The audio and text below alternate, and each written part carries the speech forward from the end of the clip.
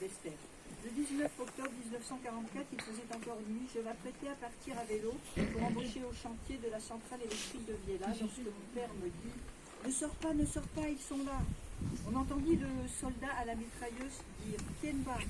et les maquisards répondre « Union nationale !» Aussitôt la mitrailleuse se mit à crépiter à une trentaine de mètres de la maison, dans le champ de l'autre côté de la route. Par chance, au bout d'un moment, elle s'enraya. Les guérilleros ont foncé en avant. Parmi eux, un nommé Isidro, que j'avais connu à la centrale où je travaillais.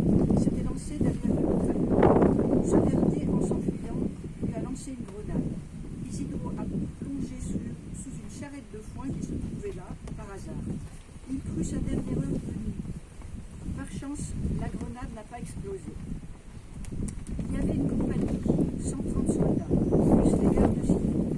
Ils ont été mis hors de combat, à part une demi-douzaine de fascistes. Parmi eux, un salopard, qui en 1938 avait fait emprisonner beaucoup de républicains, dont mon père. Ils se sont retranchés dans la maison située sur la place du village.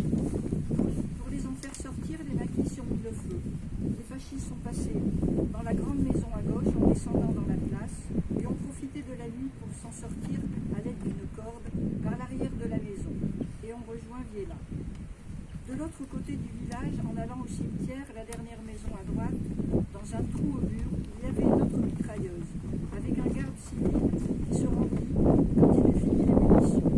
Il supplia « Ne me tuez pas, j'ai une femme, des enfants !»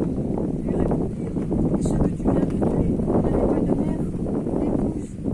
Justice fut faite. Le lendemain, sur le lieu des combats, on ramassa beaucoup de grenades non explosées. Heureusement, sinon le bilan aurait été supérieur aux 20 morts de la fosse commune. La brigade des Bordes est venue de Luchon, hospice de France, par la montagne d'Arroux. Le bruit avait couru à Viella que les habitants des Bordes avaient ouvert les portes aux maquisards et les avaient fermées aux soldats, ce qui était faux. Quand les fascistes ont repris le pouvoir, tous les hommes du village, dont moi, ont été réunis dans l'école. Un colonel furieux nous a engueulés, menacés même. Même le chef de la phalange du village s'était engueulé. C'est sa maison qui avait brûlé. Le colonel a terminé son discours par un « Viva España », mais pas par le « Viva Franco » habituel. J'en déduis que Franco avait des ennemis parmi les siens. Sur le clocher du village, on peut toujours voir les impacts des balles qui répondaient aux tirs des gardes civils positionnés dans le clocher. J'avais 15 ans et j'ai compté moi-même 20 cercueils enterrés, 7 fascistes, 13 maquis, dont 5 inscrits sur la tombe, plus 2 Russes et 6 inconnus. Nous avons défilé le poing levé, ce qui nous changeait de la doctrine franquiste. Nous avons respiré pendant une semaine l'air de la République. Je suis partie clandestinement le 21 octobre 1946.